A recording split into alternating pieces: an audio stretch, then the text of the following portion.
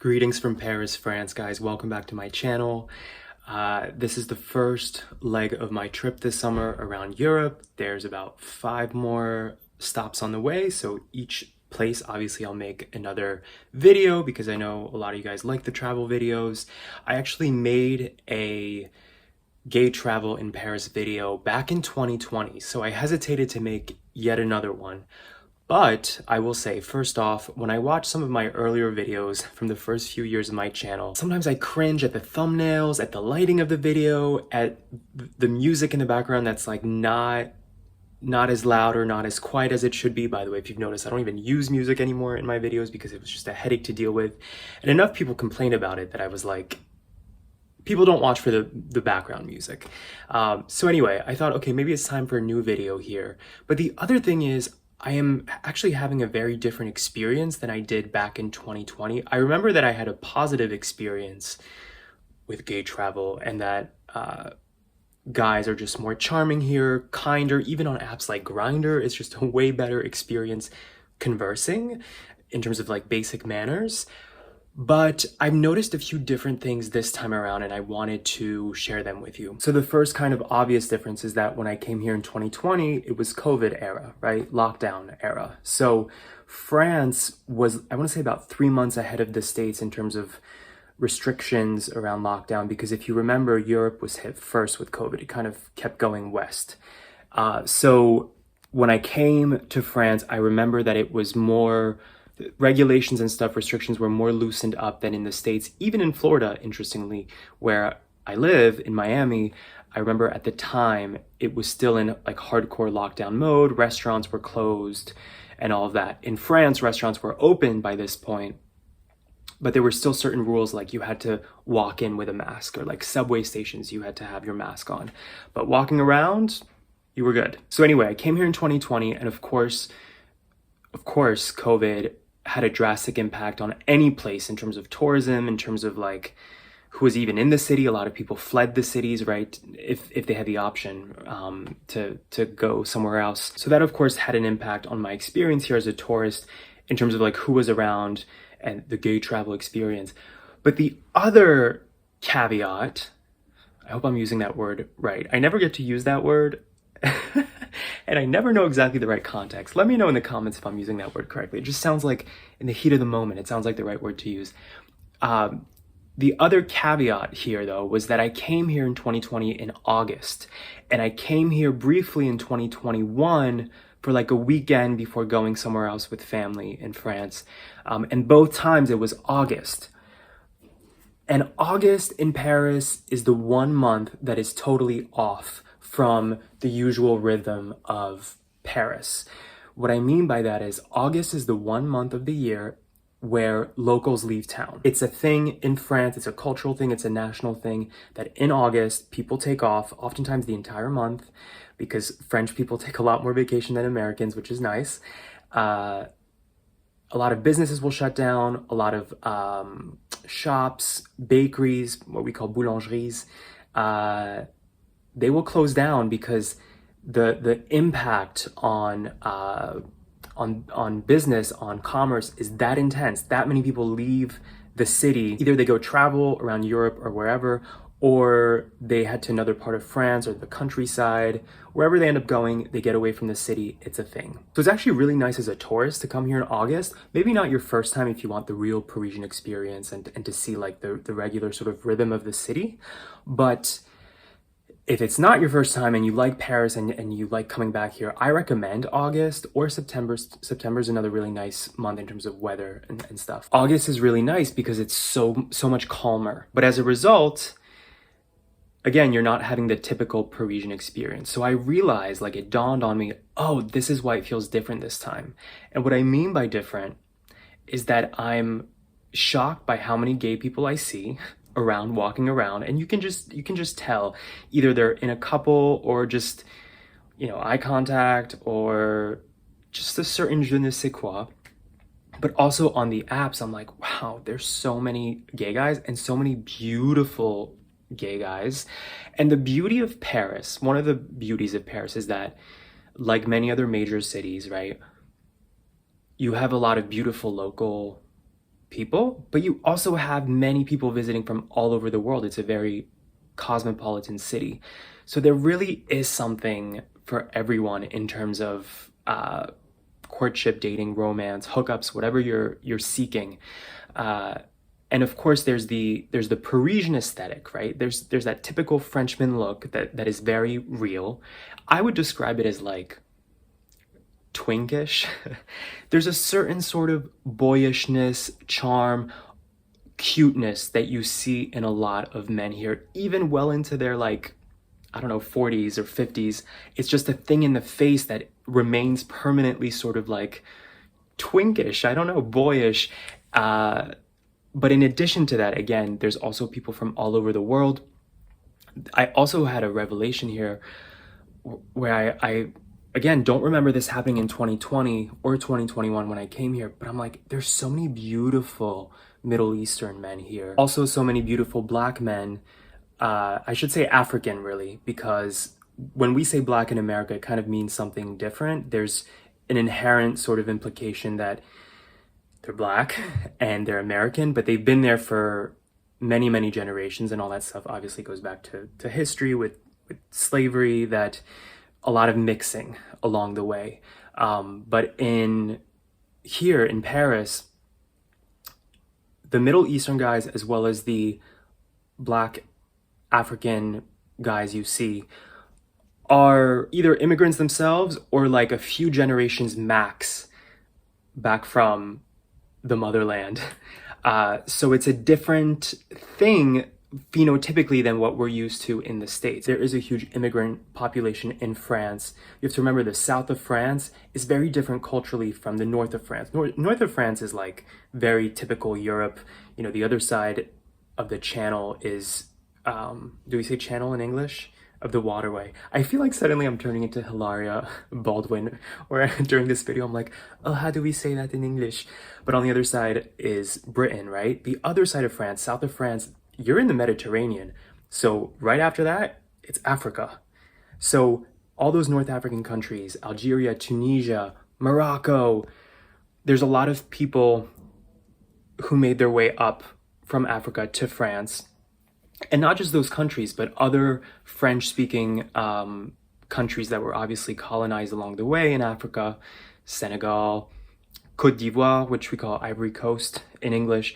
Anyway, point of me going on this tangent is that it was really cool for me walking around to see such diversity, and yet there is still that typical, stereotypical, like French charm that you see. What I'd be really curious to know is, do people of different races and ethnicities who are French and who have been here for at least one generation, I wonder if they feel unified and accepted as French citizens, or if there's still that same tension that is so, I guess, evident in America and that is constantly discussed in America. I'd be willing to bet that, of course, there's still going to be racism and all that stuff, and classism towards immigrants.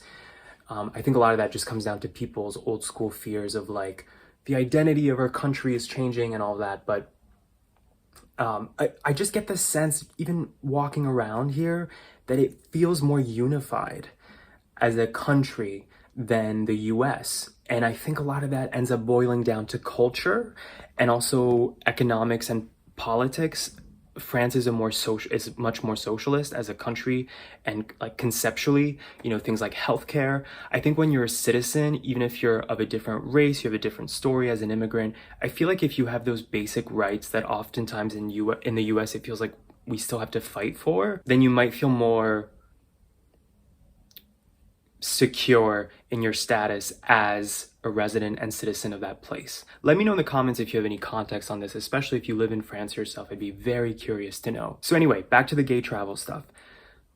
So in Paris, there is a neighborhood, as there is in most major cities, that is considered the gay neighborhood, and it's called Le Marais. Here's the thing though, like if you Google gay neighborhood Paris, that's what comes up. And this is the only part of the video where I'm going to use stock images that I found on the internet. Everything else in this video, any photo, any video clip, is one that I took, one that I captured. But these are the exception, and it's because I don't feel like going back to Le Marais just to take these photos. My hotel is not that close to that neighborhood. But the thing about Le Marais is, no question, you walk through it, you can tell it's a gay neighborhood. You see a lot of gay people, you see rainbow flags, you see a consecutive series of gay bars, and I would say even like, they're more than a bar. I think you can get food there, so they're like bistros, cafes, whatever. I also passed by a bar called Cox, and because the Olympics are coming up at the time of this video, they adorned the bar with Greek mythology, like Greek god-looking characters, including a huge like blow-up statue at the entrance of a Greek god with a torch between his legs that clearly is meant to look quite phallic, hence the name Cox. So it's very tongue-in-cheek, it's very sort of in your face. Yes, this is definitely a gay neighborhood. But here's the thing, I remember years ago for that trip in 2020 telling a friend like, oh, I guess I'm gonna hang out in Le Marais to see what things are like, you know, as a gay neighborhood. And I remember my friend saying, come on, that's like the obvious gay neighborhood, but that's not the trendy neighborhood. That's not where like the cool yuppie gay people go. And I think that actually is the case for a lot of other cities too. I think it's the same, let's say, with the West Village in New York City, where yes, if you walk through it, you will see gay people, you will see rainbow flags, you will see gay bars, but it's almost like, again, the in-your-face gay neighborhood, the obvious sort of, almost like the Times Square in New York City version of a gay neighborhood, where it's campy, it's gimmicky, but that's not necessarily where locals are actually going to hang out. The truth of the matter is, between apps here and also just walking around, gay people are everywhere here. They are everywhere. I don't even know that it's ever been so obvious to me how many gay people are clearly around at all times. Like, walking out of the hotel, I'm like, definitely just saw that guy on Grindr, definitely just saw that guy on Tinder. And I'm very curious to see if I'll have this experience in Spain in particular, because Barcelona and Madrid, I feel like, are also sort of like gay capitals of Europe. So we will see, and I will keep you posted. But point is, you don't have to go to the gay neighborhood here to get the experience of gay travel and meet gay guys. When it comes to the apps, again, I remember this in 2020 being so pleasantly surprised by the charm of guys, like the wit in their bios.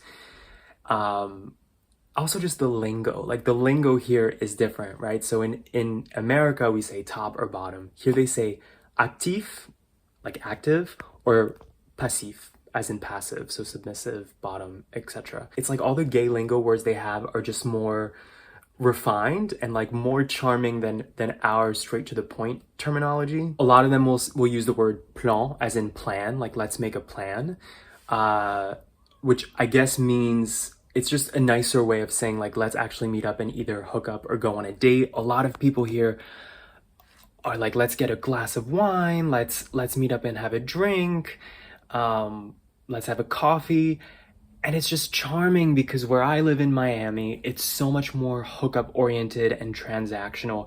Not to say that these guys aren't looking necessarily for sex. It is notoriously a hookup app, but it's just more conversational, more sort of, people want to actually, I think, connect beyond just having sex. It's also funny to me how, and it's such a stereotype, but on Bumble, if you've ever used Bumble, it prompts you to fill out a bunch of things like, are you a drinker? Are you a smoker? What's your height? What are you looking for? And I've never seen so many of the box, of this box checked that says trying to quit smoking. I've never seen so many profiles that have that little logo of trying to quit, because Frenchmen smoke like chimneys. French people in general, it's a huge smoking culture. Although I will say that this time around, it feels not as bad as it's been in the past. I don't know if a lot of people quit during COVID. I don't know if I'm just really used to it. But it was still funny to me to see that on dating apps. There are, of course, still jerks, you know, and there are, you know, the only into mass, no remotely feminine guys. Typically, this is all written in French, of course, in profiles. You know, no 100% this, nobody, you know, over 30, nobody under 20, all these like rules, laundry list of rules. I saw one Bumble profile, the guy was like, I couldn't believe he had the audacity to post this publicly, but he's like, I only date CEOs, business owners, and others who make 200K a year or more. Otherwise, don't bother. You need to be on my level, blah, blah, blah. The guy's a model. I'm like, most working models don't make great money. In fact, my understanding is most models, it's like nothing to glamorize. The average model is not making Giselle Bundchen money. I wish I could inform this boy that money talks, but wealth whispers. You have your usual,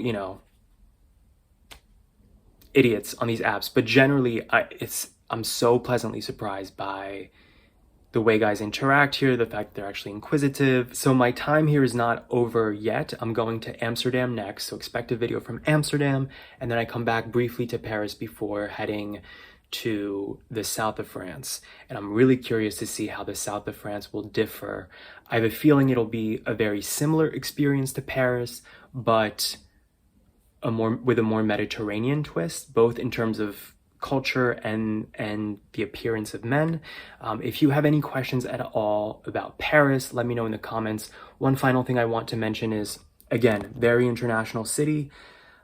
The profiles that I mentioned that I've been reading and guys I've been talking to, because I speak French, I've mostly been communicating in French here, but there are so many English speakers, both local and just expats that live here. I think it's important to remember that there's so many expats here, or people, here for a season for whatever reason, for work or for leisure.